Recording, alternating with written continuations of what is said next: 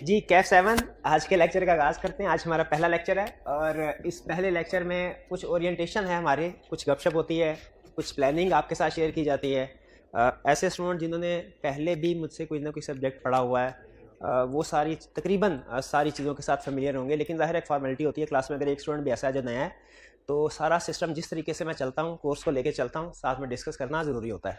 तो अगर ये चीज़ें आप इनके साथ फेमिलियर हैं फिर भी चलें, कोई नहीं, चुप करके सुनते जाएँ, ठीक है। इसलिए ये चीज़ें, इनमें से कुछ चीज़ें ऐसी हैं जो बहुत ज़्यादा अहम है। हमने चूँकि पूरा सिलेबस, पूरा कोर्स अपना इन्हीं अप्रोच के मुताबिक चलाना है, तो इसको अच्छे तरीके से समझना ज़रूरी होता है ताकि आप भी मैक्सिमम इस सिस्टम के मुताबिक इसको फॉलो करते हुए चले और मैं भी इसको फॉलो करते हुए चलूँ।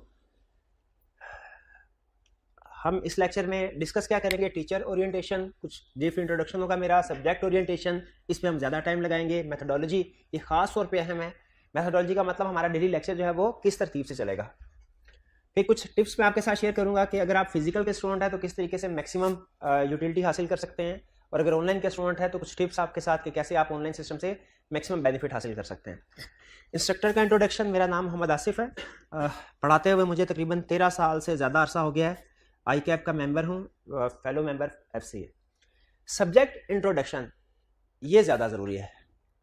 सब्जेक्ट की नेचर क्या है? लीगल नेचर का मतलब क्या है? याद, इसका मतलब यह है कि हम जो कुछ भी पढ़ रहे होंगे वो लॉ में कहीं ना कहीं लिखा हुआ है। और आपको पता है, अगर मैं आपसे किसी और सब्जेक्ट, जनरल सब्जेक्ट के बारे में डिस्कशन करूं, जैसे मैनेजमेंट का कोई सब्जेक्ट हो, इकोनॉमिक्स का कोई सब्जेक्ट हो, तो उसमें आपको पता है कि इनके ऊपर कोई ऑथेंटिक मटेरियल या ऑथेंटिक गाइडेंस नहीं है। लेकिन जो लॉ है, इसमें जो कुछ भी हम कंसेप्ट स्टडी करेंगे वो लॉ की किसी ना किसी बुक में, किसी ना किसी एक्ट में, ऑर्डिनेंस में जो गवर्नमेंट की तरफ से इशू किया गया होगा उसमें लिखा हुआ है।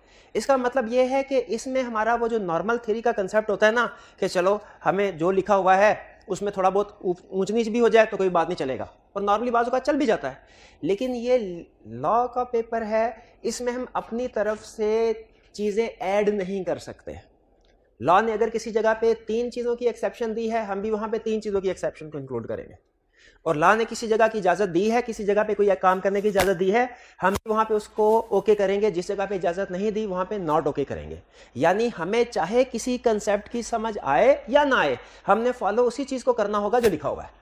ये बहरहाल हम कोशिश करेंगे कंसेप्ट को समझते हुए कि जो भी कंसेप्ट्स हैं हमारे सिलेबस में, हमें उसकी रीजन, उसकी लॉजिक वगैरह समझ आती रहे। लेकिन बहरहाल किसी जगह पे अगर आपको ऐसा लगता है कि ये अजीब सी चीज़ लॉ ने दे दी है, तो हम याद रखें उसको अपनी अंडरस्टैंडिंग की बेस पे उसको कैंसिल नहीं करेंगे, बल्कि हमें उसको कवर करना पड़ेगा। इसमें हमें या तो चीज़ें ओके हैं या चीज़ें नॉट ओके है। यानी आप जो भी मैटर लॉ में लिख रहे होंगे, लॉ के पेपर में, या तो वो करेक्ट होगा या इनकरेक्ट होगा। ठीक है, हमारी एक अप्रोच होती है कि थ्योरी के पेपर में, जब मैं स्टूडेंट था तो थ्योरी के पेपर के बारे में मेरी अप्रोच ये हुआ करती थी कि नथिंग राइट नथिंग रॉन्ग, यानी जो मर्जी लिखते जाए, ठीक है, वो आपका कोई पेपर चेक कर लेगा, एग्जामिनर आपको मार्क्स दे देगा। लेकिन याद रखें CA में और खास तौर पे लॉ के पेपर में अप्रोच होती है इधर राइट और रॉन्ग। यानी आप जो कुछ भी लिखेंगे पेपर में या तो ठीक होगा या गलत होगा, दरमियान की सिचुएशन कोई नहीं है। नॉर्मली थ्योरी के पेपर में, बिजनेस मैनेजमेंट में आपके में कोई एडिशनल पॉइंट्स भी आते जाए, आप लिखते जाते हैं। यहाँ पे इस तरह नहीं होगा।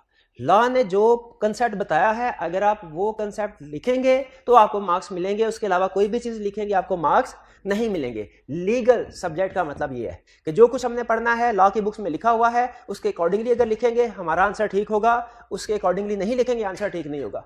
लेकिन याद रखें, यहाँ पे एक और चीज़ एक्सप्लेन कर दूँ, इससे मुराद ये नहीं है कि लॉ की वर्ड्स में, लीगल वर्ड्स में जो कुछ लिखा हुआ है हमने एज इट इज़ वैसा ही लिखना है। मैं ये नहीं कह रहा, मैं ये कह रहा हूँ लॉ ने जो कंसेप्ट बताया हुआ है, अल्फाज को आप चेंज कर सकते हैं लेकिन कंसेप्ट्स को चेंज नहीं कर सकते।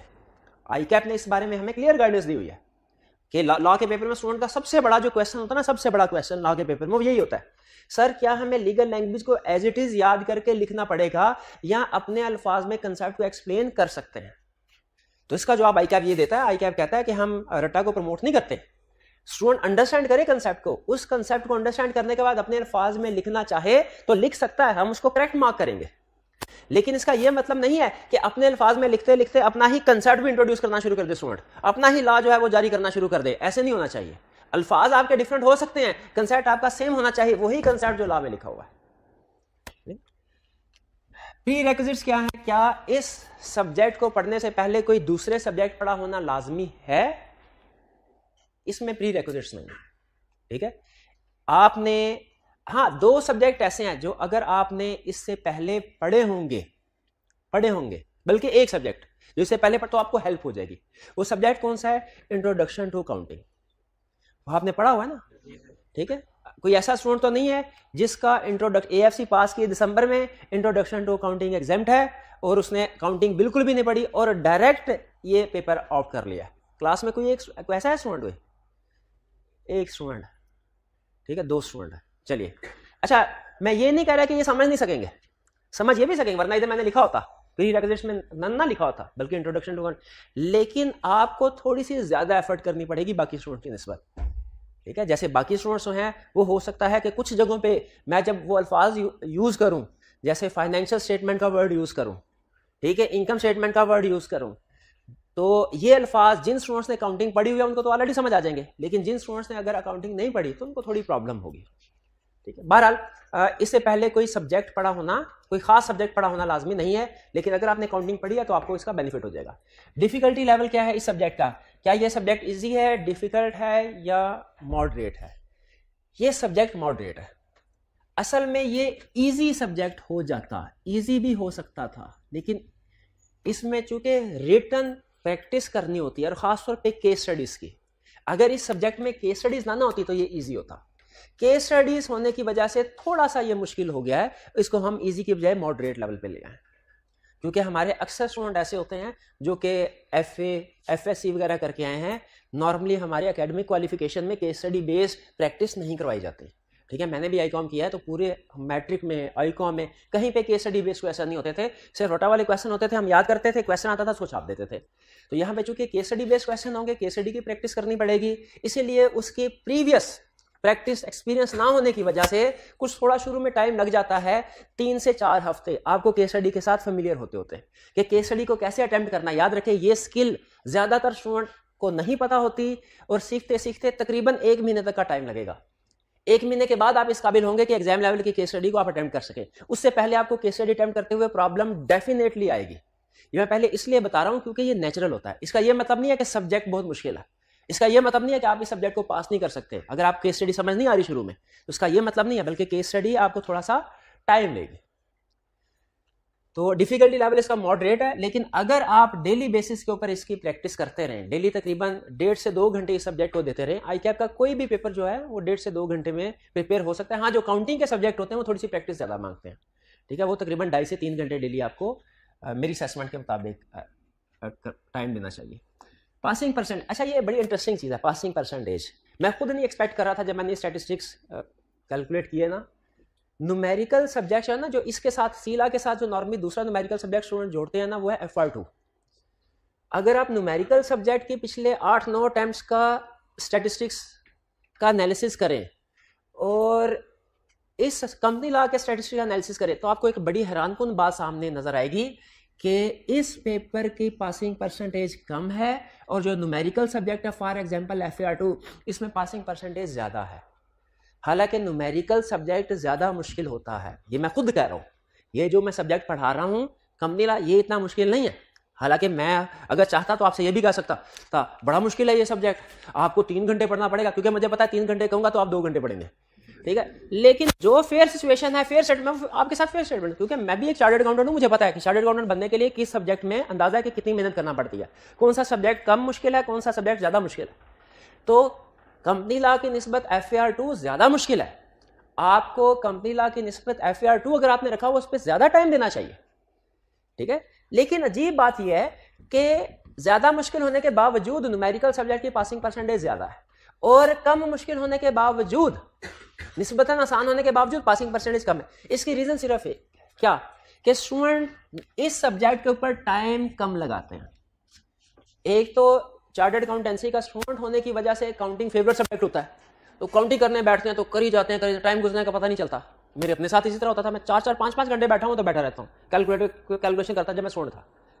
और थियरी जैसे ही पढ़ता था 15 मिनट के बाद बोर हो जाता था, कभी ध्यान इधर चला जाता था, कभी इधर चला जाता था, कभी मैं कहता था जरा चक्कर लगा के आता हूं, घूम के आता हूं। तो थ्योरी जो है ना, थ्योरी इसको टिक के पढ़ना ये थोड़ा सा मुश्किल होता है, और लिखने का तो बिल्कुल ही दिल नहीं ना करता। अब बंदा कहता है यार याद कर लिया मैंने, याद कर लिया बस काफी हो गया, लिख वही जो याद किया वही लिखना है ना, तो उससे क्या कोई नई चीज थोड़ी हो जाएगी, वैल्यू ऐड थोड़ी होगी, बस याद कर लिया ये काफी है। न्यूमेरिकल में जैसे जैसे क्वेश्चन करते हैं बैलेंस शीट टैली होती जाती है, बड़ा मजा, वो ये बैलेंस शीट में सुपर चार्टर्ड अकाउंटेंट बन गया, अगला सवाल, अगला क्वेश्चन, ठीक है, नेचुरल है ना। तो यहाँ पे स्टूडेंट को एक तो ये सब्जेक्ट स्टूडेंट का फेवरेट होता है, ये लेस फेवरेट है, इस पे स्टूडेंट एफर्ट ज्यादा करता है, इस पे कम करता है। आप खुद भी अगर अपना प्रीवियस एक्सपीरियंस देख लें, सीए में जितनी भी आपने मेहनत की है, आप खुद कैलकुलेट कर ले, न्यूमेरिकल सब्जेक्ट में कितना टाइम लगाया, थ्योरेटिकल में कितना लगाया, आपको वाज़े फर्क खुद पता चल जाएगा। किसी और की एग्जांपल की आप अपनी वैल्यूएशन कर ले। इसी वजह से हमें, इस वजह से नहीं है पासिंग परसेंटेज कम की मुश्किल है, इस वजह से स्टूडेंट मेहनत नहीं करता। और केस स्टडी याद रखें, जब तक लिखेंगे नहीं ना, लिखेंगे नहीं, कंफर्म है आपको केस स्टडी अटेम्प्ट करनी नहीं आएगी, नहीं आएगी। बहुत से स्टूडेंट ऐसे हैं, ये बातें इसलिए स्टार्ट में कर रहा हूं क्योंकि स्टार्ट में करने का फायदा है ना, एंड में आपको ये बातें बताई तो फिर आप खुदा ना सर रिजल्ट के बाद मैंने आपको बातें बताई कि ये करना है, तो उसमें क्या फायदा। स्टूडेंट आते हैं, कहते हैं सर पेपर दिया है, क्वेश्चन सारे आते थे मुझे, लेकिन कुछ क्वेश्चंस को अटेम्प्ट कैसे करना है ये नहीं पता चला। केस स्टडी आती थी मुझे इतना पता चल गया था इसमें इस पार्टी का फॉल्ट है और ये काम इस तरीके से होगा, लेकिन उसको लिखना कैसे है ये मुझे समझ नहीं आई, उधर मैं लिख नहीं पाया। तो याद रखें, बड़ा सादा असूल है कि जो हाथ आपका 6 महीने में नहीं ना चला इस सब्जेक्ट में, वो 3 घंटे में भी नहीं चलेगा। आपने अगर 6 महीने में तैयारी ज़बानी कलामी की है ना, कंसेप्ट सिर्फ दिमाग में रखे हैं, उनको हाथ के जरिए से पेज पे नहीं उतारा, तो फिर एग्जाम में भी 3 घंटे में वो कंसेप्ट हाथ के जरिए से पेज पे नहीं उतरेगा, वो सिर्फ आपके माइंड में चलता रहेगा। आपको पता चल जाएगा इसमें यस करना है कि इसमें नो करना, प्रेजेंटेशन क्या करनी है, सेंटेंस स्ट्रक्चर क्या होना चाहिए, ये नहीं पता चलेगा। इसीलिए मेरी सजेशन ये है कि न्यूमेरिकल सब्जेक्ट को भी टाइम दे, बिल्कुल दें, इस सब्जेक्ट से ज्यादा टाइम दें, मैं खुद भी यही कह रहा हूं, लेकिन जो इस सब्जेक्ट का ड्यू टाइम है ना वो इसको जरूर दें। आधे घंटे में अगर कंसेप्ट याद हो गया है तो ये ना समझे हक अदा हो गया, बल्कि जो उस कंसेप्ट के नीचे पास पेपर के क्वेश्चंस हैं उनको भी लिखें। रिटन प्रैक्टिस जितनी ज्यादा करेंगे ना, उतना पास होने का चांस उतना ही ज्यादा बढ़ेगा। अगर आप मेरे से पूछे ना सर रीजंस तो और भी बड़ी होंगी, हर दफा एग्जामिनर कमेंट्स आते हैं, एग्जामिनर रीजन ऑफ फेलियर बताता है, आपने भी इकट्ठी करके कुछ लिखी हुई है, हमें बता दी, सारी बातें छोड़ें, 2 अरफी बात बताएं, कौन सी रीजन है सबसे अहम जो स्टूडेंट के फेल होने का बायस बनती है थ्योरेटिकल सब्जेक्ट में, तो मैं कहूंगा वो रीजन है रिटन प्रैक्टिस ना करना। रिटन प्रैक्टिस, आपके साथ कभी काउंटिंग के पेपर में ऐसा हुआ कि क्वेश्चन सामने आया है और आपको पता ना चला वो स्टार्ट कहां से करना है? कभी नहीं, क्योंकि आप प्रैक्टिस करते रहते हैं, कर करके आपको पता चल जाता है कि मैंने फॉर्मेट क्या बनाना है, शुरू कहां से करना है, एंड कहां से करना। तो यही प्रैक्टिस, जिस तरीके से आप हर टॉपिक, अकाउंटिंग का एक टॉपिक हो ना, उसके बेतहाशा क्वेश्चन प्रैक्टिस करते हैं, कोई 20, 30, 40 क्वेश्चन, उसी तरह आपने इस सब्जेक्ट के भी जो भी कंसेप्ट कवर किया है उसके रिटन फॉर्म में क्वेश्चन प्रैक्टिस करने हैं। प्रैक्टिस करेंगे पास होने का चांस बढ़ता जाएगा, प्रैक्टिस नहीं कर, जिस सब्जेक्ट की प्रैक्टिस करते रहेंगे उसके पास होने का चांस बढ़ता जाएगा, जिस सब्जेक्ट की रिटन प्रैक्टिस नहीं करेंगे उसके पास होने का चांस कम होता जाएगा, चाहे वो आसान क्यों ना हो और चाहे ये मुश्किल क्यों ना हो। आगे चलते हैं, पेपर स्ट्रक्चर कैसा होगा। पेपर हमारे सामने आएगा 100 मार्क्स का, आपको पता है हर पेपर आईकैप का 100 मार्क्स का होता है। और दूसरा, क्या आईकैप के किसी पेपर में कोई ऑप्शनल क्वेश्चन होता है कि 11 में से 10 क्वेश्चन कर लो? कभी नहीं होता। किस वजह से नहीं होता भला? आईकैप चाहता है आप सिलेक्टिव स्टडी ना करें। आईकैप ने अगर आपको 20 क्वेश्चन में से 19 भी कहा ना करो और एक क्वेश्चन ऑप्शनल है, आप सिलेक्टिव स्टडी की तरफ चले जाएंगे। अच्छा, एक क्वेश्चन ऑप्शनल है, हो सकता है वो इस चैप्टर में से, इस चैप्टर को छोड़ देता हूं मैं। आईकैप सिलेक्टिव स्टडी को सबसे ज्यादा डिस्करेज करता है। मेरा पूरे सीए कैरियर का एज स्टूडेंट भी एज टीचर भी जो एक्सपीरियंस है ना, वो ये है कि अगर आईकैप के सिलेबस में 100 कंसेप्ट है ना और हर कंसेप्ट के 100 लेवल है, 100 लेवल है, तो वो स्टूडेंट जिसने 70 कंसेप्ट किए 100% लेवल पे, 100% डेप्थ पे, कंसेप्ट कितने किए? 70, डेप्थ कितनी? 100%, वो पास हो सकता है, ना हो पाए। लेकिन जिसने 100% कंसेप्ट किए, डेप्थ 70% है, वो पेपर को पास कर लेगा। यानी आईकैप सिलेबस कवरेज को ज्यादा पसंद करता है। सिलेबस सारा आपने कवर करना है, हाँ, उसके अंदर प्रैक्टिस करते हुए, लाजमी नहीं कि हर चैप्टर में से आप एक एक चीज, एक एक एडजस्टमेंट करें, ठीक है? चैप्टर सारे करने हैं, हर चैप्टर के अंदर 1-2 चीजें रह गई, ये स्टूडेंट पास हो जाएगा। लेकिन वो स्टूडेंट जिसने हर चैप्टर पूरा किया है लेकिन एंड में जाके 2 चैप्टर छोड़ दिए, उसका पास होना मुश्किल है। इसको बड़े आसान अल्फाज में एक दफा उसने एग्जामिनर कमेंट्स में मिसाल दी। उसने कहा एक स्टूडेंट है जिसने 6 क्वेश्चन 50% किए, एक स्टूडेंट है जिसने 3 क्वेश्चन 100% किए। बताइए कौन सा स्टूडेंट पास होता है भला? पहले वाला। जो 6 क्वेश्चन 50% तक। तो इससे हमें क्या सबक मिलता है कि हमने सिलेबस कवरेज की तरफ ध्यान देना है, ठीक है। डेप्थ ऑफ द चैप्टर की तरफ इतना ध्यान, वो कम अहम है, ठीक है। मैंने एक दफा CFAP लेवल पे एक सब्जेक्ट तैयार करा था, बड़ी मेहनत की मैंने उस सब्जेक्ट में, लेकिन फेल हो गया। उसकी रीजन पता क्या थी? उसमें एक टॉपिक था, अहम टॉपिक था, उस पर मैं बहुत ज्यादा एक्सपर्ट हो गया, बहुत ज्यादा एक्सपर्ट। मेरा नहीं ख्याल कि उस टाइम में मेरे से ज्यादा उस टॉपिक की किसने प्रैक्टिस की होगी, लेकिन मेरे उस एक टॉपिक पे ज्यादा प्रैक्टिस करने की वजह से मेरे दूसरे बहुत से टॉपिक कॉम्प्रोमाइज हो गए और मैं पास नहीं हो सका उस टाइम में। तो ये ध्यान में रखिएगा कि हमने सिलेबस कवरेज, सिलेक्टिव स्टडी पूरे CA कैरियर में कभी नहीं करना है। कंसेप्ट सारे पढ़े, हाँ किसी हर कंसेप्ट में थोड़ा बहुत 19-20 है वो चलेगा, लेकिन सिलेक्टिव स्टडी।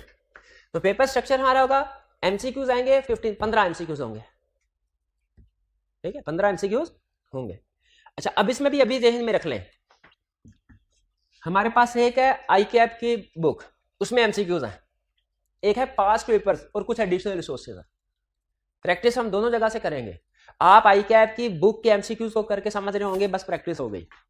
हालांकि अगर आप जब देखें ना, आप अभी रिसेंट टाइम में पेपर हुआ, उसकी पेपर उठा के देख ले, ICAP की बुक का MCQ देखिएगा, वो होगा 6 लाइनों का, 4 लाइनों में ऑप्शंस और 2 लाइनों में क्वेश्चन। और पेपर का MCQ उठा के देखें, वो होगा 12, 13, 14 लाइनों का। यानी प्रैक्टिस ICAP आपकी करवाता है हल्की आंच में, और जो एग्जाम में क्वेश्चन आता है ना, उसकी वो से डबल डिफिकल्टी लेवल डबल होता है। तो याद रखें, हाँ बिल्कुल। तो आपने 15 नंबर के MCQs होंगे, लेकिन सिर्फ बुक के MCQs करके आपने ये नहीं समझना प्रैक्टिस हो गई, बल्कि इसके साथ कुछ एडिशनल MCQs भी आपको दिए जाएंगे, आपने वो भी प्रैक्टिस करने हैं, खासतौर पे पास्ट पेपर्स के। तकरीबन 40 मार्क्स का जो पेपर होगा वो थ्योरी बेस्ड होगा और 45% केस स्टडी बेस्ड होगा। थ्योरी बेस्ड और केस स्टडी बेस्ड में फर्क क्या है? थ्योरी बेस्ड होता है रटा लगाया, आंखें बंद करके ये याद किया, ये कर लिया। केस स्टडी कंसेप्ट बेस्ड, ठीक है। छोटी सी एग्जांपल से आपको दोनों में फर्क बता रहा हूं। मार्कर 3 कलर के होते हैं, क्लास में मार्कर 3 कलर के होते हैं, कौन कौन से? Red, black, blue. अब एग्जाम में क्वेश्चन आया, मार्कर कितनी किस्म के होते हैं, कितने कलर के होते हैं? आपने 3। अच्छा, ये है रट्टे वाला question. Case study based question क्या होगा? ये मार्कर है, बताइए किस कलर का। अब इसमें आप कहें मार्कर 3 तरह के होते हैं, रेड, ब्लैक, ब्लू, लिख दिया, मार्क्स देगा? अभी मार्क्स नहीं देगा। इसमें आपने जो अपना नॉलेज हासिल किया हुआ था उसको अप्लाई करना है और रेलिवेंट आंसर देना है। इसके साथ अगर आपने इररेलेवेंट आंसर को जोड़ दिया ना कि मैं तो पूरा कंसेप्ट बता दूं, हालांकि पूछा उसने सिर्फ एक हिस्सा है, आपने कहा मैं तो पूरा कंसेप्ट बता दूं, जो सही होगा खुद ही निकाल लेगा, वो इसके नंबर भी नहीं देगा। इसीलिए केस स्टडी है इसी कंसेप्ट की एप्लीकेशन, इसी कंसेप्ट की एप्लीकेशन। इसको अप्लाई कैसे करना है, और इसका सबसे बड़ा असूल है कि आपने सिर्फ रेलिवेंट फैक्ट्स को डिस्कस करना है जो उसने उस केस से रिलेटेड बताए हुए हैं। केस स्टडी का असूल क्या होता है? सिर्फ रेलिवेंट जो उसके है। ये बाहर आगे जैसे जैसे हम प्रैक्टिस करते जाएंगे आपके साथ में शेयर करता रहूंगा। कुछ इंस्ट्रक्शन जल्दी से, काम की बातें, इसमें कुछ काम की बातें बहुत अहम है, ठीक है। मैं बोलूंगा जल्दी क्योंकि बातें करने को तो ज्यादा है लेकिन टाइम कम है, लेकिन आपने फोकस करना है जिस चीज को मैं कहूँ ना ज्यादा अहम है, तो आपने समझ लेना है वाकई सच में ज्यादा अहम है। रेगुलर एंड पंक्चुअल रहना है, फिजिकल। ये इंस्ट्रक्शन किसके लिए? फिजिकल। ऑनलाइन वाले स्टूडेंट के लिए पंक्चुअल होना जरूरी नहीं है, वैसे हो तो बेहतर है, रेगुलर हो तो, लेकिन फिजिकल वाले आपके पास ऑप्शन ही कोई नहीं है। आपके अगर 10 मिनट की क्लास मिस हुई ना, आपके पास कोई ऑप्शन नहीं है उसको कंपनसेट कर सके। ऑनलाइन वाले स्टूडेंट के पास ऑप्शन होती है, ठीक है। सुबह चलो नहीं ले सका, दोपहर को लेक्चर ले लेगा, दोपहर को नहीं ले सका शाम को ले लेगा, किसी वजह से पूरा दिन निकल गया, अगले दिन 2 लेक्चर ले सकता है। हालांकि यही फ्लेक्सिबिलिटी उसके लिए नुकसान का बायस भी बन जाती है, लेकिन बहरहाल आपके पास तो चांस ही कोई नहीं है। रेगुलर का मतलब क्या? डेली आना है। पंक्चुअल का मतलब क्या? टाइम पे आना, ठीक है। आप एक दिन छुट्टी करें ना, पास होने का चांस आपका 2% कम हो जाता है।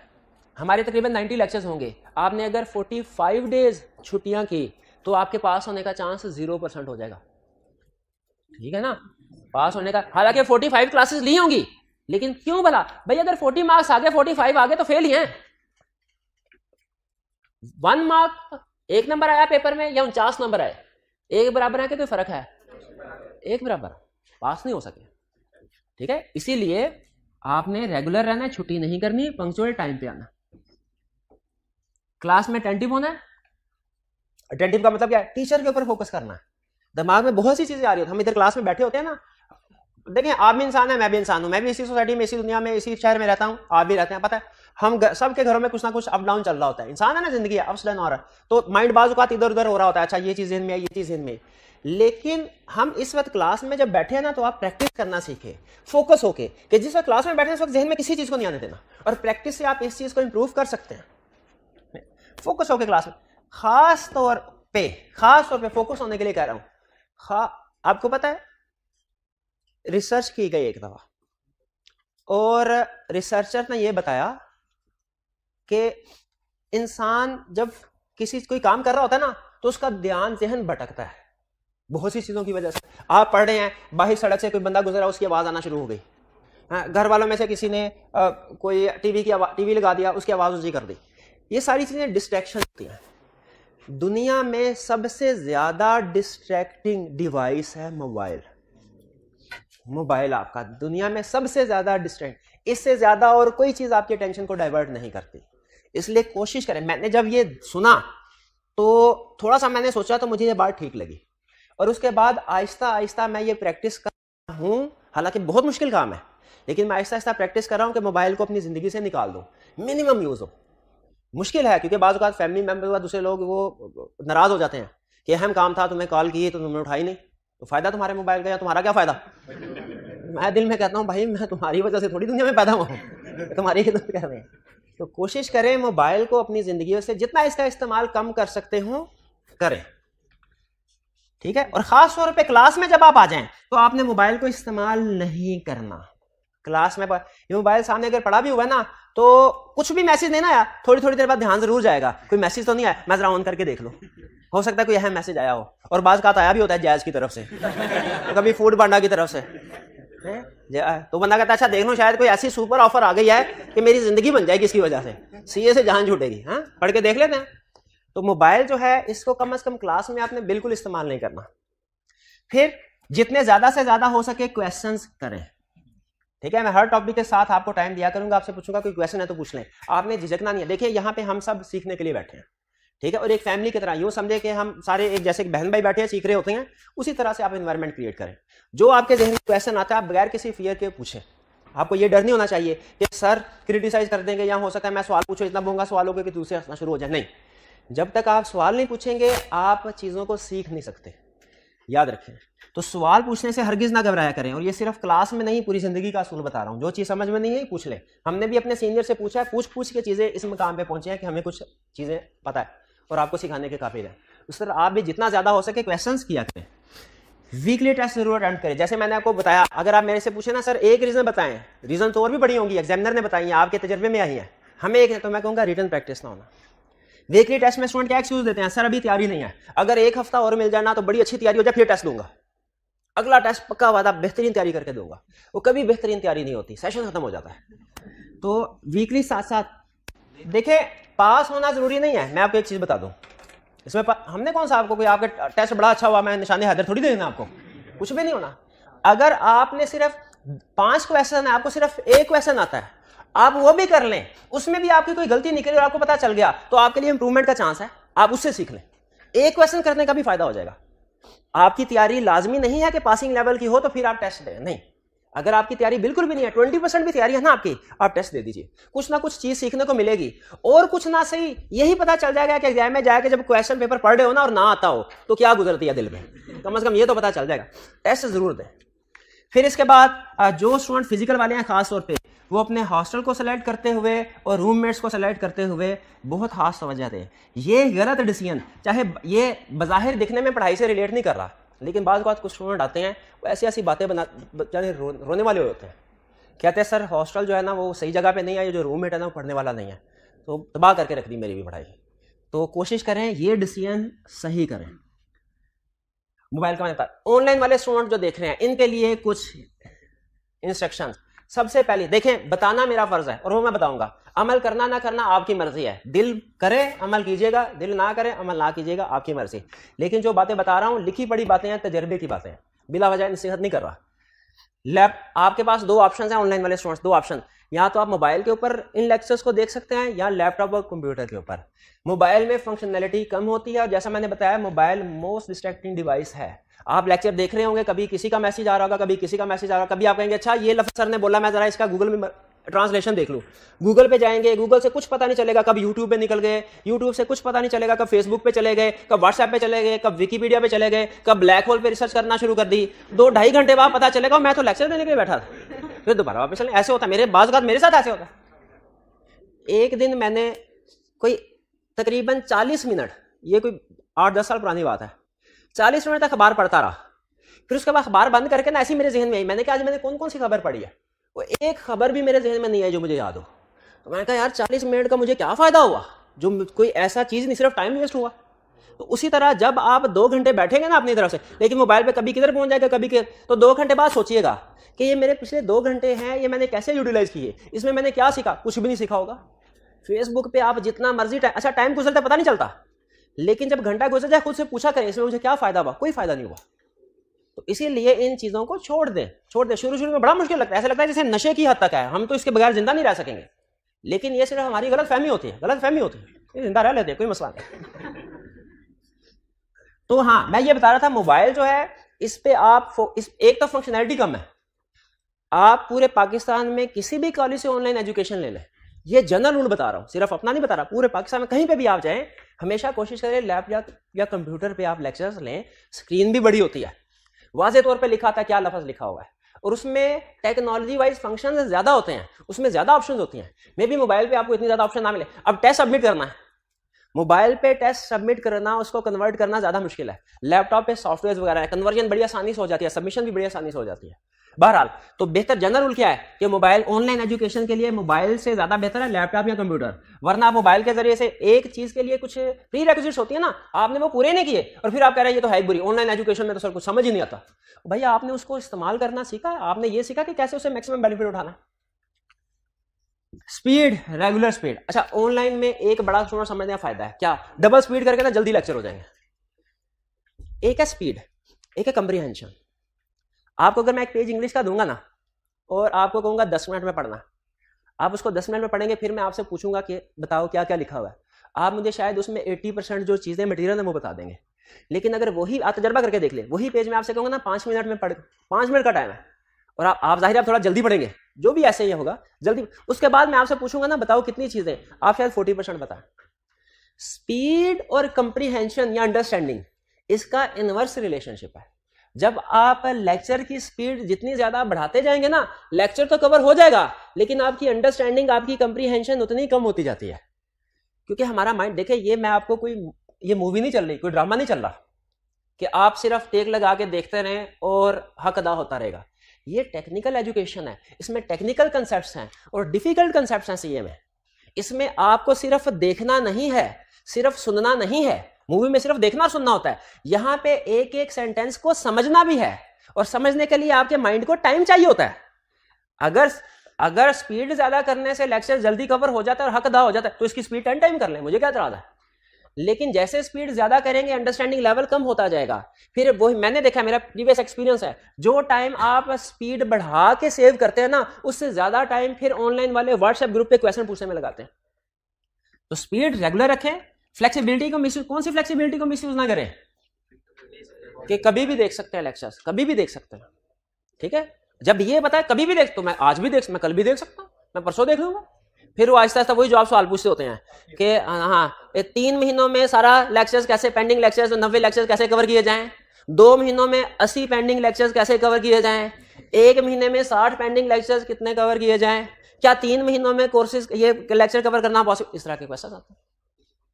तो अगर आप पहले दिन से ही, जैसे फिजिकल, मैंने जितने भी जो स्टूडेंट आते हैं ना उनसे बात को एक्सपीरियंस, हम फीडबैक लेते हैं, वो कहते हैं सर ऑनलाइन एजुकेशन ना ये डबल एजेड वेपन है, इसका जो सबसे ज्यादा फायदा ना, सबसे बड़ा फायदा वही इसका सबसे बड़ा नुकसान भी है कि हम रिलैक्स हो जाते हैं।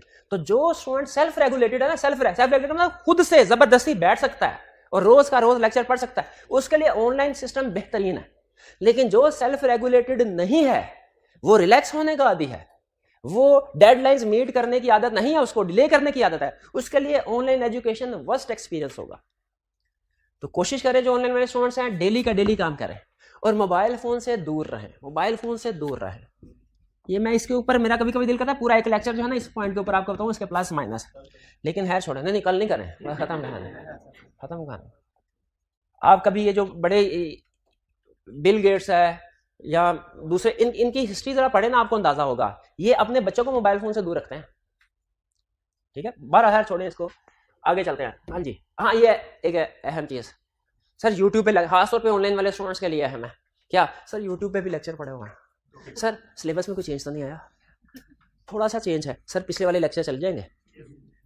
अच्छा चल जाएंगे, मैं खुद ये स्टेटमेंट के बारे में, सिलेबस में चेंज है, कुछ लीगल प्रोविजन चेंज हुई हैं, लेकिन अगर आपको पता है लीगल प्रोविजंस क्या हैं, किस किस जगह पे है, तो सिलेबस में ज़्यादा चेंज नहीं होता। लेकिन याद रखें, सिर्फ अपनी बात नहीं कर रहा, पूरे सारे जितने भी हमारे प्रोफेशन के टीचर्स हैं सबकी बात कर रहा हूँ। अगर आप अफोर्ड कर सकते हैं ना, अफोर्ड कर सकते हैं, तो ऑफिशियल सोर्स से लेक्चर लेना ज़्यादा बेहतर है यूट्यूब की निस्बत। अब मैं आगे रीज़न बताने लगा, और मैं कोशिश करूँगा रीज़न बताते हुए न्यूट्रल रहूँ, कहीं आप ये ना समझे सर अपनी दुकान की बिक्री बढ़ाने के लिए बात कर रहे हैं। अगर दुकान की बिक्री बढ़ानी होती ना, तो जिस वक्त सेल का टाइम था उस वक्त ये वीडियो बना के आपके साथ शेयर करता। अब तो सबने डिसीजन कर लिया हुआ, जिसने जिस जगह पे स्टूडेंट ने एडमिशन लेना था ले लिया, उधर बैठ गया हुआ। तो मेरे ये शेयर करने का मकसद ये नहीं है कि स्टूडेंट ज़्यादा से ज़्यादा है, बल्कि मैं आपको डिफरेंस बताना चाहता हूँ। अगर कोई स्टूडेंट अफोर्ड नहीं कर सकता तो याद रखें, किताब से पढ़ने की निस्बत खुद से किताब से तैयारी करने से बेहतर है कि यूट्यूब से किसी भी टीचर के लेक्चर देख लिए जाए, जो स्टूडेंट अफोर्ड नहीं कर सकते। लेकिन जो स्टूडेंट अफोर्ड कर सकते उसके ज़्यादा बेहतर क्यों भला? सुन लें, ICAP ने सीला में कुछ रिवीजन्स किए हैं, ठीक है, वो रिवीजन ज़्यादा नहीं, समझ 10% के करीब है रिवीजन किए हैं। लेकिन ICAP की एक आदत है कि जब रिवीजन करता है ना, तो रिवीजन को टेस्ट करता है। ये जनरल रूल है, जिस सब्जेक्ट में जो हुआ है ना, वो उस अटेम्प्ट में टेस्ट होने का चांस होता है। ठीक है, तो चांसेस हैं कि रिवीजन चाहे कम हुई है, लेकिन एग्जाम में क्वेश्चन आ सकता है। दूसरी रीजन, स्टार्ट में हो सकता है इतनी रिवीजन ना हुई हो, आपको कोई आपने 2-3 अटेम्प्ट्स तो आप लोगों ने दी होंगी ना। आपने कभी नोट किया कि सम टाइम ऐसा होता है कि ड्यूरिंग दी सेशन भी ICAP सिलेबस को रिवाइज कर लेता है, कोई नई चीजें ऐड करवा देता है, सिलेबस को चेंज कर, ऐसे होता है ना। तो याद रखिए, ये हमेशा आपके सर पे तलवार लटकी रहेगी। यूट्यूब लेक्चर पे जब आप जाएंगे, तलवार लटकी, क्या कि सिलेबस में कोई रिवीजन तो नहीं आ गई, और सिलेबस में अगर रिवीजन इवन स्टार्ट में नहीं भी आई तो दरमियान में तो कोई रिवीजन नहीं आ गई, और अगर रिवीजन आ गई है तो ICAP का भी फोकस होगा रिवीजन को टेस्ट करने के लिए, आपके लिए प्रॉब्लमेटिक हो सकता है। ठीक है, लेकिन अगर ऑफिशियल सोर्स के साथ किसी टीचर से, तो आपको पता है कि अब सारी की सारी जिम्मेदारी उस्ताद की है। मेरी तरफ से जितना मर्जी बड़े से बड़े रिवीजन आ जाए, मैं स्कूल से सोया हुआ हूं, क्यों? उस्ताद जाग रहा है, उसको पता है कि रिवीजन मेरी जिम्मेदारी है, मैंने अपने स्टूडेंट को करवानी है। तो एक पीस ऑफ माइंड होता है बड़ा। अगर आप फर्ज कीजिए स्टूडेंट हैं, ऑफिशियल किसी टीचर के साथ अटैच है, तो फिर तो घर जाके स्कूल से सो जाए कि जो भी रिवीजन आएगी टीचर देख लें। लेकिन फर्ज कीजिए अगर आप ये यूट्यूब का लेक्चर देख रहे हैं, तो मैं ये नहीं कह रहा कि लाजमी तौर पे किसी, अगर अफोर्ड नहीं कर सकते बिल्कुल इसको कंटिन्यू करें, लेकिन फिर एक काम करें, किसी ऐसे स्टूडेंट के साथ जुड़ जाएं जो करंटली किसी टीचर से क्लासेस ले रहा है, ताकि सिलेबस में जो ऊंच नीचे जब कभी भी आए आपको पता चल सके, आपका नुकसान ना हो। एक फर्क ये, जो लेक्चर्स हैं यूट्यूब के वो आउटडेटेड हो सकते हैं कि नहीं हो सकते हैं, कोई अकल मानते हैं? सिलेबस में चेंज की वजह से बाज़ औक़ात एग्जामिनर की स्ट्रेटजी चेंज हो जाती है। जैसे मुझे पता है अकाउंट्स वाला टॉपिक है, उसमें कुछ ये टॉपिक्स हैं, ICAP ने एक चैप्टर में से अगर उसके 4 पार्ट्स हैं, बताइए इस पिछली दफा उसने पार्ट 1 में से क्वेश्चन पूछा, इस दफा पार्ट 1 में से क्वेश्चन पूछेगा क्या? भाई कॉमन सेंस की समझ आती है ना, वो उसने वेरिएशन लानी है। अच्छा, हम टीचर्स को अंदाजा होता है कि पिछली दफा उसने पार्ट 1 में से क्वेश्चन, अब अगर क्वेश्चन पूछेगा ना तो पार्ट 2 या 3 में से पूछेगा।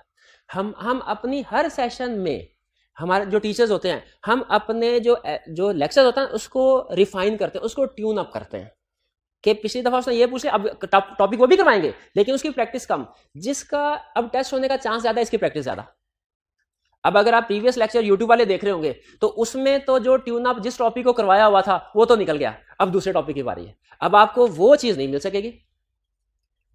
फिर इसके बाद 5 पेपर की डिस्कशन यूट्यूब पे जाहिर है, अब जो प्रीवियस अटेम्प्ट हुआ है उसकी डिस्कशन क्या प्रीवियस वाले लेक्चर में होंगी? वो कभी भी नहीं होगी। एडिशनल स्टडी मटेरियल प्रोवाइड नहीं, आपके पास यूट्यूब पे जब आप जाते हैं आपके पास मैक्सिमम 2 चीजें होती हैं, मैक्सिमम 2 चीजें, क्या? वीडियो लेक्चर और ज्यादा से ज्यादा नोट्स, जो कि अक्सर कंप्लीट नहीं होते। लेकिन क्लास में आप नोट कीजिएगा, आपको 2 नहीं, 3 नहीं, 4 नहीं, इंशाल्लाह 6-7 रिसोर्सेज मिलेंगे, और वो क्या होंगे वो मैं आहिस्ता आहिस्ता आपके साथ शेयर करूंगा, अभी नहीं कर रहा। टीचर के साथ इंटरेक्शन नहीं है, मुझे बताइए क्या मैं जो कुछ आपको समझाऊंगा आपको 100% समझ आ जाएगा कि पूछने की जरूरत पड़ेगी? पूछने की जरूरत पड़ेगी। क्लास में है पूछ सकते हैं, ऑनलाइन के स्टूडेंट है पूछ सकते हैं जवाब मिल, लेकिन अगर यूट्यूब वाले हैं पूछ सकते हैं? नहीं पूछ सकते। तो फिर भी मैं ये नहीं कह रहा कि यूट्यूब को बिल्कुल, भाई कुछ ऐसे होते हैं अफोर्ड नहीं कर सकते, बाजू बात कुछ ऐसे स्टूडेंट भी होते हैं सर पिछले दफा पूरी क्लासेस ली है, ठीक है, पेपर दिया पास नहीं हुआ, अब दोबारा फीस नहीं भर सकते, तो क्या करें? उनके लिए हम खुद बाजू का अनऑफिशियली कह देते हैं अच्छा यार नहीं कर सकते ना तो उधर चले जाओ, लेकिन साथ ही साथ कुछ सजेशन भी देते हैं। मेरा ये आपके साथ शेयर करने का मकसद ये जो ऑनलाइन वाले स्टूडेंट बैठे हैं इनको ये बताना भी है कि भाई आपने अगर फीस भरी है ना तो आप बेवकूफ़ नहीं है कि आपके साथ कोई दूसरे स्टूडेंट यूट्यूब से फ्री में लेक्चर देख रहे हैं या 1000, 1500, 2000 में लेक्चर देख रहे हैं और आपने इतनी फीस भर के लेक्चर देख रहे हैं। आप बेवकूफ़ नहीं है, आपको इंशाल्लाह इसके बदले में पूरा पूरा रिटर्न मिलेगा। एक मकसद मेरा ये है चीज़ शेयर करने का। दूसरा मकसद क्या है कि फर्ज कीजिए कोई ऐसा स्टूडेंट है जो यूट्यूब पे चला गया है तो कम से कम उसके लिए भी कुछ एडवाइस दे दूं कि वो भी इसके जो रिस्क होते हैं इससे बच सके। अब उसको भी चाहिए कि अगर उसने किसी कोई ना कोई कॉन्सेप्ट ऐसा होगा जो उसे समझ नहीं आया, वो किससे पूछे? नहीं पूछ सकता, तो उसे क्या चाहिए? कोई ऐसा स्टूडेंट जो करंटली किसी टीचर से पढ़ा है उसके साथ अटैच हो, ताकि उससे पूछता है इस सवाल का जवाब बताओ क्या है, इस सवाल का जवाब बताओ क्या है। लेकिन बहरहाल याद रखें जो उस स्टूडेंट का कॉन्फिडेंस लेवल होगा वो स्टूडेंट जितना ही होगा कमो बेश, वो ज़ाहिर है टीचर के लेवल पे तो नहीं है कि उस तरीके से क्वेरीज को रिस्पॉन्ड कर सके। फिर ये चीज़ सबसे अहम, ये चीज़ अगर आप मुझे कहें ना इन सब में सबसे ज़्यादा अहम चीज़, तो मैं ये कहूँगा ये रिवीजन वाली बात ये रिस्की होती है, और दूसरा ये टेस्टिंग वाली बात। आप देखें टीचिंग जो है ना ये 1 वे नहीं होता, ये 2 वे होता है। मेरा सिर्फ समझा देना आपको काफ़ी नहीं है, मुझे ये भी पता चलना चाहिए आपको कितनी समझ आई है, एग्जाम लेवल पे आपकी प्रिपरेशन हो रही है कि नहीं। वो मुझे कैसे पता चलेगा? आपके टेस्ट से। इवन आपको खुद भी नहीं पता कि टॉपिक आपको कितना समझ में आया जब तक कि आप उसका टेस्ट ना दे दें, ठीक है। तो क्लास में किसी भी टीचर के साथ जब आप अटैच होते हैं उसमें तो आप टेस्टिंग एंड फीडबैक आपको मिलता रहता है, लेकिन जब आप इधर उधर दूसरे सोर्सेज की तरफ जाते हैं तो उसमें आपके ना टेस्ट होता है, ना फीडबैक होता है, ना आपको सजेशंस मिलते हैं, और जाहिर है फिर इलीगल और अनएथिकल तो काम है ही। चलें बहरहाल ये सारी बातें साइड पे, आपने कौन सा अमल करना है इसके ऊपर? जो चलता है दुनिया का सिस्टम है वैसे ही चलता रहना है, लेकिन आपको बताया बहरहाल बताना फर्ज होता है। अगर आप उधर जा भी रहे हैं तो इन चीज़ों का आपने ध्यान रखना है। रिवीजन के ऊपर नजर होनी चाहिए आपकी खुद से, टेस्टिंग फीडबैक क्वेश्चनिंग इसका अरेंजमेंट करके, अगर अरेंजमेंट है तो फिर उस तरफ जाएं, वरना रिस्की है। हाँ अब आप आ रहे हैं मेरे पास, आपने क्लास अटेंड कर रहे हैं तो आपको पता होना चाहिए कि आपको इसके बदले में क्या सर्विसेज मिल रही हैं, मेरी प्रोफेशनल रिस्पॉन्सिबिलिटीज़ क्या हैं। देखिए ये जो हमारी एजुकेशन है ना, अब इसमें चूँकि प्रोफेशनल एजुकेशन है तो आप भी प्रोफेशनल हैं बनने जा रहे हैं, मैं भी एक प्रोफेशनल हूँ। आपको बहुत क्लियर होना चाहिए कि आपको क्या सर्विसेज मुझसे मिलेंगी, और मुझे भी बड़ा क्लियर होना चाहिए कि मैं आपके साथ क्या कमिट करने जा रहा हूँ और क्या चीज़ें मैंने आपको प्रोवाइड करनी है। पुराना सिस्टम जो होता था एजुकेशन का, जैसे टेक्नोलॉजी है ना, मैं ये एग्जांपल दिया करता हूँ 2G से 3G, 3G से 4G, 4G से 5G। अब 5G का ज़माना है, कोई 2G पे लेवल पे काम कर रहा होगा, आप उसे क्या कहेंगे? भाई आजकल ये नहीं चल रहा, ठीक है, आजकल ये नहीं चल। लेकिन अनफॉर्चुनेटली बाहरी के कंट्रीज में अगर आप देखें ना तो टीचिंग 5G लेवल पे पहुंच गई है। पाकिस्तान में कोई 2G से भी पुराना लेवल चल रहा है। पाकिस्तान में टीचिंग समझा जाता है क्या? सिर्फ ये चीज़ कि टीचर आया, पढ़ाया और चला गया, ठीक है। ज़्यादा से ज़्यादा जो अच्छे टीचर है वो अपना कुछ ना कुछ मटेरियल नोट्स वगैरह प्रिपेयर कर देते हैं ताकि स्टूडेंट की ज़िंदगी आसान हो जाए। लेकिन फॉरेन कंट्रीज़ का अगर आप सिस्टम देखें ना तो टीचिंग इससे कहीं ज़्यादा आगे बढ़ चुकी है।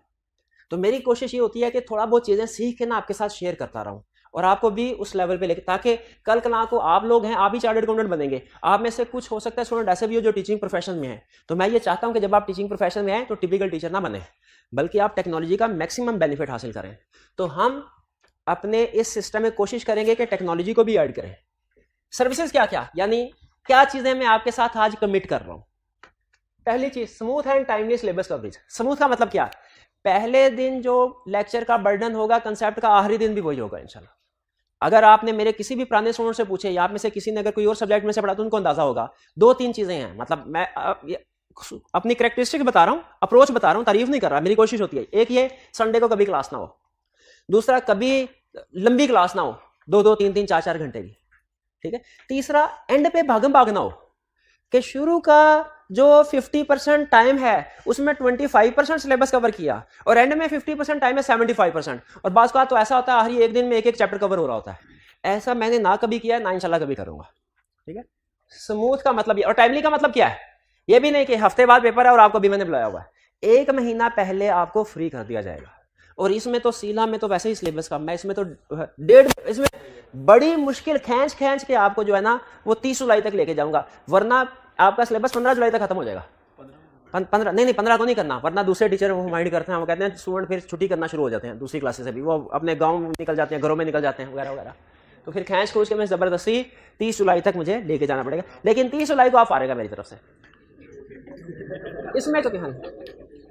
इसमें चूंकि अब मैंने आपको बताया पेपर में केस स्टडीज भी आएंगी, तो हम क्लास के लेक्चर के दौरान में भी केस स्टडी डिस्कस कर रहे होंगे। ऐसा नहीं होगा कि सिर्फ मैंने आपको कंसेप्ट बताया, याद करवा दिया और केस स्टडी आपके ऊपर छोड़ दी कि आप खुद ही करते रहे। नहीं, सारी केस, एक तो एग्जाम्पल्स क्लास में कंसेप्ट समझाते हुए एग्जाम्पल डिस्कस करेंगे, फिर क्लास के अंदर ही हम पास पेपर्स को भी डिस्कस कर रहे होंगे। हर कंसेप्ट के साथ पास पेपर इंशाल्लाह डिस्कस करेंगे हम, ठीक है। और पास पेपर को भी इस तरीके से डिस्कस नहीं करेंगे कि हाँ भाई पेज नंबर 73 क्वेश्चन नंबर ये, आप उधर घूमे मैं इधर घूम, नहीं, बल्कि प्रोजेक्टर होगा, सामने क्वेश्चन होगा, आपका भी पूरा फोकस सामने होगा, मेरा भी फोकस क्वेश्चन के ऊपर, और एक एक लफ्ज के साथ मैं आपको उसका मतलब और उसकी क्वेश्चन में क्या इंप्लीकेशन है वो बता रहा हूँ। फिर ये 3 चीजें, ये टेक्नोलॉजी का, ये मैं बाद में बताऊंगा आपको, अभी नहीं, और ये करके दिखाऊंगा आपको, ये चीजें समझाना जरूरी है। हाँ, एक चीज बता देता हूं आपको, माइंड मैप्स। माइंड मैप क्या है? माइंड मैप है बेसिकली 1 पेज समरी। आप जो कुछ पढ़ रहे हैं, देखें आपके पास बुक में सारे कंसेप्ट्स मौजूद होंगे जो मैं करवाऊंगा, लेकिन आप स्टूडेंट कहते हैं सर बुक में हम पढ़ तो लेते हैं लेकिन याद करना मुश्किल है। कुछ स्टूडेंट ऐसे होते हैं जिनके लिए रटा लगाना मुश्किल होता है, वो कहते हैं सर हम थोड़ा बहुत रटा तो लगा लेते हैं लेकिन पूरा पूरा सफ़ा जो है वो एक दिन में वो याद नहीं होता। तो उसके लिए फिर हमने क्या किया कि उस आज के लेक्चर में से जो सबसे ज़्यादा काम की बातें हैं उनको निकाल के एक डायग्राम की शक्ल कह लें दे दी और आपके सामने रख दिया कि आपने याद इसमें से कर लेना है। इसमें सिर्फ टू दी पॉइंट होगी, जैसे होता है ना एग्जाम में आपने सुना होगा हेडिंग सिर्फ पता चल जाए ना, आगे मैं खुद लिख लूंगा क्या लिखना। और अगर बुक की रीडिंग की हो ना तो सच में ऐसा ही होता है कि हेडिंग धक्का लग जाए ना हेडिंग का तो बाकी बंदे को याद आ जाता है, अच्छा इसके अंदर ये एक्सप्लेन करना था। तो मैं माइंड मैप में आपको, किताब के अंदर तो पूरी चीजें होंगी, हेडिंग भी होगी, एक्सप्लेनेशन भी होगी, लेकिन माइंड मैप्स में सिर्फ हेडिंग्स हुआ करेंगी। अगर आप सिर्फ माइंड मैप ये वाला पेज हर लेक्चर के बाद सिर्फ ये पेज याद कर लेना तो आपको किताब में से कोई भी याद करने की जरूरत नहीं है। हाँ, रीडिंग कर लें क्योंकि एक्सप्लेनेशन तो किताब में है, लेकिन ये याद करना। और खास तौर पे आखिरी दिन आप किताब को करेंगे बंद, सिर्फ ये जो माइंड मैप्स होंगे इनको एक नजर देखते जाएंगे, ठीक है। ये बहरहाल इनको कैसे यूज करना है फर्दर हम डिस्कशन बाद में डिफरेंट करते रहेंगे। मेंटीमीटर है, ब्रेनस्केप है, ये बाद में आपके साथ शेयर करूंगा। मेजर रीजन ऑफ फेलियर की मेजर सबसे बड़ी रीजन क्या बताइए? हाँ, एक मोबाइल और दूसरा रिटन प्रैक्टिस ना करना, लैक ऑफ रिटन, यानी काउंटिंग की तरह रिटन प्रैक्टिस। मैंने आपको रिजल्ट आपके सामने रखा है। प्रैक्टिस ऐसी चीज है मुश्किल सब्जेक्ट को भी पास करवा देती है और प्रैक्टिस ना करे तो आसान में भी फेल करवा देती है। ये प्रैक्टिस है जो न्यूमेरिकल सब्जेक्ट का रिजल्ट 40% में लेके गई है, और ये लैक ऑफ प्रैक्टिस है जो थ्योरी का रिजल्ट भी 25% में लेके गई है। तो प्रैक्टिस नहीं करना, ठीक है, प्रैक्टिस ना करना। अब देखा कंसेप्ट गलत समझे ना, प्रैक्टिस नहीं करना ये रीजन है फेलियर की, ये एडवाइस नहीं है। ये समझाता कंसेप्ट कुछ और। नॉट अंडरस्टैंडिंग रिक्वायरमेंट, क्वेश्चन की रिक्वायरमेंट को ना समझना। अच्छा मुझे बताइए, अकाउंटिंग का पेपर है, क्वेश्चन में ट्रायल बैलेंस है, नीचे कुछ एडजस्टमेंट्स हैं, गैस करिए रिक्वायरमेंट क्या होगी? शाबाश, हाँ बिल्कुल, इनकम स्टेटमेंट बैलेंस शीट बनाओ। ऐसे ही होता है नॉर्मल। लेकिन थ्योरी के पेपर में आप रिक्वायरमेंट को कभी गैस नहीं कर सकते फैक्ट से। न्यूमेरिकल के पेपर में गिवन इंफॉर्मेशन से आप रिक्वायरमेंट को गैस कर सकते हैं रिक्वायरमेंट क्या होगी, और वही होती है नॉर्मली। मुझे भी पता है कैश फ्लो का क्वेश्चन आता है तो उसमें क्या दिया होता है, उसने रेक्टिफिकेशन का एरर का क्वेश्चन आता है तो उसमें इंफॉर्मेशन किस तरीके से आती है, बीआरएस का क्वेश्चन आता है इंफॉर्मेशन किस तरीके से आती है। मैंने भी पेपर दिया, मुझे भी पता है। लेकिन थ्योरी के पेपर में याद रखे एक ही इंफॉर्मेशन होती है कि कंपनी का सीईओ है, उसके साथ ये एक ही फैक्ट्स होंगे, वो 3-4 टॉपिक्स में डिस्कस हो रहे होते हैं। रिक्वायरमेंट हो सकता है चैप्टर 2 की हो सकता है चैप्टर 6 की हो सकता है चैप्टर 11 की हो। स्टूडेंट क्या समझते हैं, उसी तरह जिस तरह काउंटिंग में आदत बनी होती है ना, ज्यादा काउंटिंग की होती है, इस तरह की रिक्वायरमेंट होती है, इस तरह का क्वेश्चन होता है ना जब, तो उसकी रिक्वायरमेंट ये होती है। उसी तरह थ्योरी भी पढ़े होते हैं, अच्छा इस तरह की इन्फॉर्मेशन तो हमने उस क्वेश्चन में पढ़ी थी तो रिक्वायरमेंट भी वही होगी। हालांकि रिक्वायरमेंट डिफरेंट होती है, रिक्वायरमेंट। और बाज़ बात ऐसा भी होता है रिक्वायरमेंट को घुमाता भी है, रिक्वायरमेंट को घुमाता भी है। जैसे हमारा एक टॉपिक है उसमें ये बताता है कि पहला डायरेक्टर है तो अपॉइंटमेंट ये करेगा, दूसरा डायरेक्टर है तो अपॉइंटमेंट ये करेगा, तीसरा डायरेक्टर है अपॉइंटमेंट फॉर एग्जांपल ये करेगा, तीसरा केस है तो स्टूडेंट ने इसी तरह याद किया होता है। क्वेश्चन में पूछ कैसे लगता है कि ये वाला बंदा, ये वाली अथॉरिटी किस तरह के डायरेक्टर की अपॉइंटमेंट करेगा, यानी समझ रहे हैं, सिखाया सीधी लाइन, और पूछा उल्टा आगे दूसरे पॉइंट ऑफ व्यू से। स्टूडेंट कहता है अच्छा ये तो हमने पढ़ा हुआ है, पॉइंटिंग अथॉरिटी ऑफ डायरेक्टर, तो जैसा याद किया हुआ था एज इट इज छाप देते हैं। हालांकि क्वेश्चन की रिक्वायरमेंट के लिहाज से आंसर को चेंज करना होता है। ये आप गलतियां करेंगे, ये भी तो ज़बानी कलामी बता रहा हूं ना, कुछ चीजें आपको समझ आ रही होंगी, कुछ नहीं आ रही होंगी, लेकिन जब क्वेश्चन सामने आएगा आपसे पूछा गलती, तो फिर आपको बताऊंगा ये वो चीज थी जो मैंने ओरिएंटेशन में आपको बताई थी, not understanding requirement of the question. आपने कभी ऐसा ऑब्जर्व किया, या आपके साथ भी शायद कभी ऐसा हुआ कि 6 महीने बड़ी अच्छी तैयारी की, पेपर अच्छा नहीं हुआ, पास नहीं हो सके?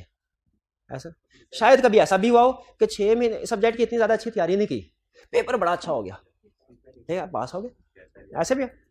इसका मतलब ये हुआ 6 महीने की तैयारी एक तरफ होती है और 3 घंटे का जो पेपर की परफॉर्मेंस है वो एक तरफ है। 3 घंटे पेपर की परफॉर्मेंस ज्यादा अहम है 6 महीने। एग्री करते हैं इससे?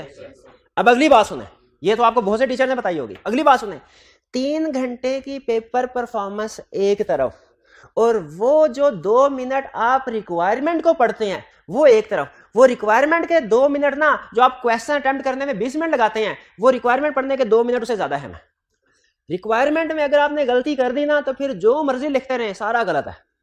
और रिक्वायरमेंट अगर आपने सही इंटरप्रेट कर ली ना, तो फिर चाहे आधा क्वेश्चन भी कर लिया, आपको मार्क्स अच्छे खासे मिल जाएंगे। ठीक है, तो ये रिक्वायरमेंट पे खास तौर पे थ्योरी के पेपर में, न्यूमेरिकल में रिक्वायरमेंट नहीं, आपको पता है स्टैंडर्डाइज्ड रिक्वायरमेंट होती है, लेकिन थ्योरी के पेपर, किसी भी पेपर में रिक्वायरमेंट्स में बड़ी वेरिएशन आती है, स्टैंडर्डाइज्ड रिक्वायरमेंट नहीं होती। आप अभी घर जाके देख लें, रेक्टिफिकेशन ऑफ एरर का टॉपिक है, रिक्वायरमेंट्स 50 सवाल निकाले, रिक्वायरमेंट्स मैच करे, 45 क्वेश्चन में रिक्वायरमेंट एक जैसी होगी। लेकिन थ्योरी के पेपर में उस चैप्टर से रिलेटेड पास पेपर के क्वेश्चन निकालने, आपको हर क्वेश्चन की रिक्वायरमेंट दूसरे से डिफरेंट मिलेगी। तो हम क्या करते हैं, जनरलाइज कर लेते हैं, अच्छा इस तरह के क्वेश्चन में ये रिक्वायरमेंट होती है, छाप दो। वो इस चीज का फायदा उठाता है। एक एक लफ्ज से क्वेश्चन चेंज हो जाता है। अब मैं आपको सिर्फ एक एग्जांपल देके आगे चल रहा हूं। What will you do to become chartered accountant? एक क्वेश्चन है, पढ़ेंगे, वर्क हार्ड, टेस्ट देंगे, रोज पढ़ना है, क्लासेस लेनी है। अच्छा अब सुने, ये था question, what will you do to become chartered accountant. अब सुने, what will you do on becoming chartered accountant. फर्क आ गया, देखे, टू और ऑन एक लफ्ज का फर्क है, नोट कीजिए, एक लफ्ज, लेकिन बिल्कुल रिक्वायरमेंट चेंज हो गई। पहले वो जिंदगी के और हिस्से की तरफ लेके जा रहा था, अब किसी और हिस्से। इसी तरह रिक्वायरमेंट में घुमाता है, एक दो लफ्ज चेंज करता है, पहले कंसेप्ट कुछ और होता है, वो लफ्ज चेंज होते हैं, कंसेप्ट कुछ और। स्टूडेंट बेचारा इतना मासूम, उसको पता ही नहीं चलता कि वो पूछ क्या रहा है, ये टू पूछ रहा है, क्यों पूछ रहा है। तो ये रिक्वायर सिलेक्टिव स्टडी, ये तो आई कैप इसको तो नहीं छोड़ता कभी। आप एक चैप्टर दूर की बात है, चैप्टर के अंदर एक कंसेप्ट अगर छोड़ के जाएंगे ना, आपका एग्जाम में कम से कम 1-2 नंबर का पेपर लाजमी छूटेगा। आजमा के देख ले। आप अक्सर कभी ये सोचते होंगे, यार यही तो छोड़ के गया था, यही सामने आ गया। वो इत्तेफाक नहीं होता, वो एग्जामिनर ने बड़ी कैलकुलेशन की होती है।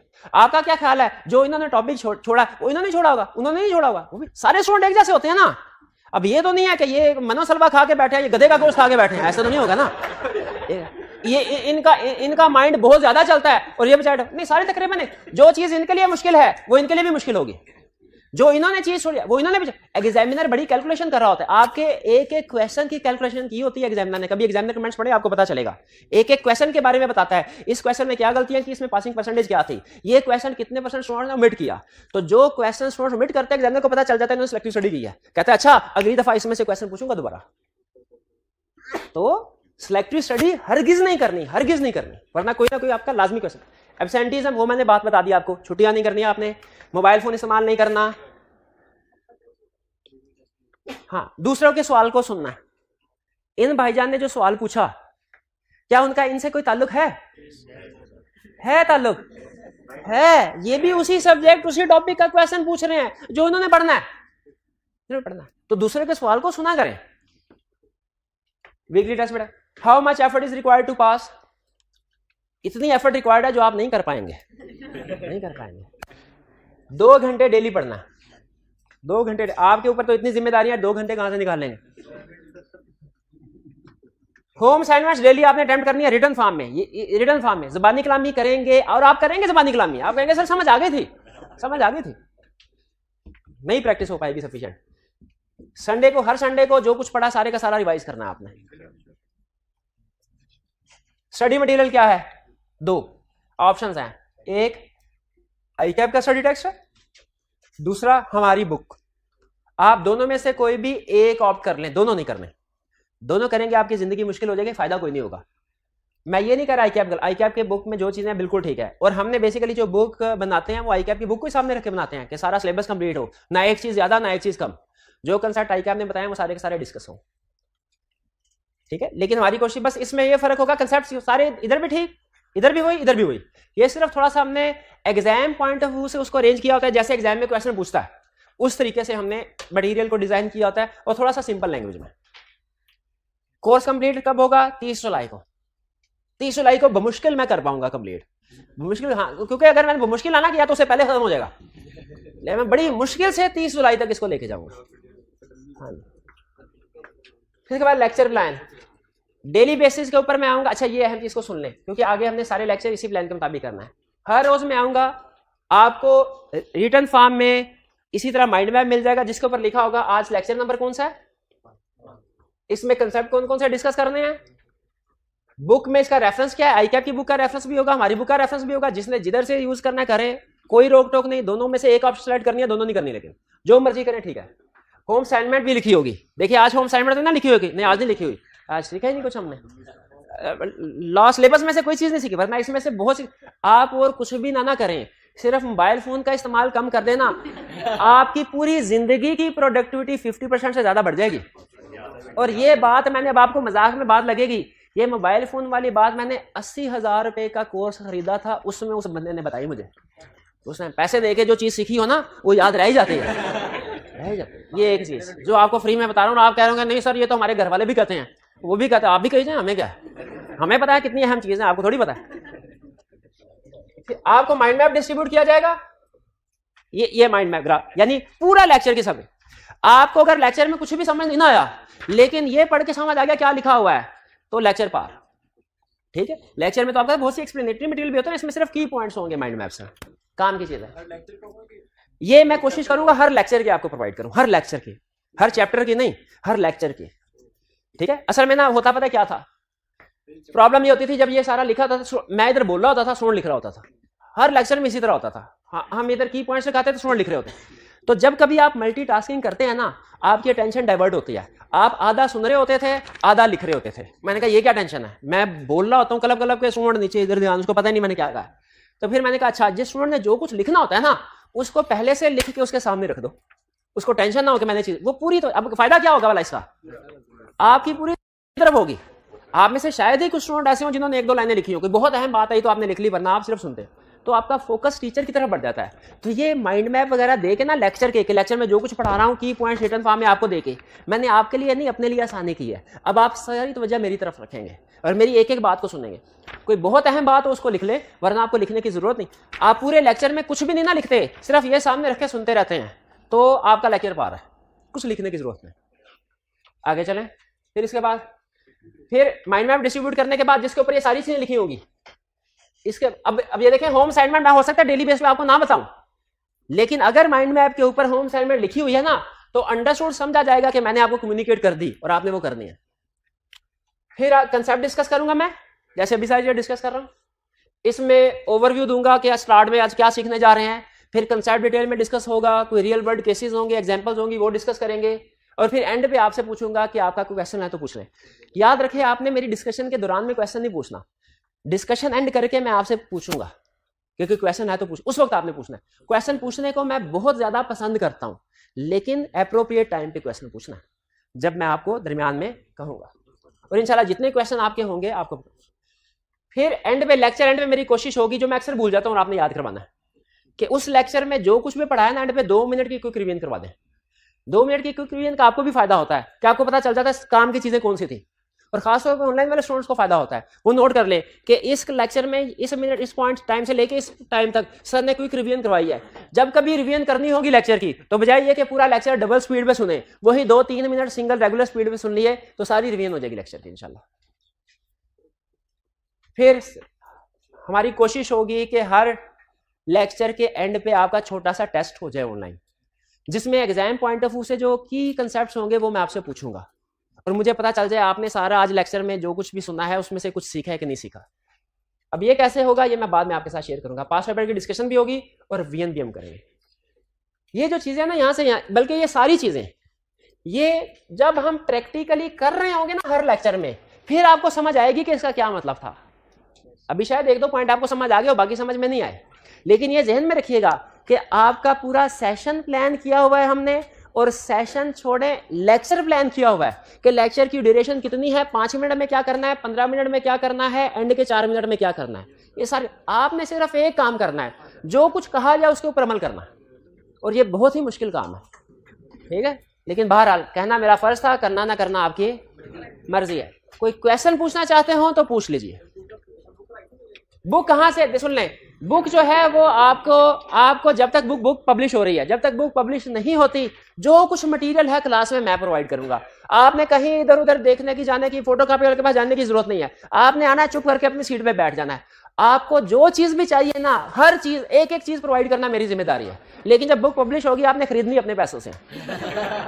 बुक के अलावा हर चीज मैं आपको प्रोवाइड करूंगा, और जब तक बुक नहीं आती तब तक बुक की सारी चीजें भी मैं आपको प्रोवाइड करूंगा।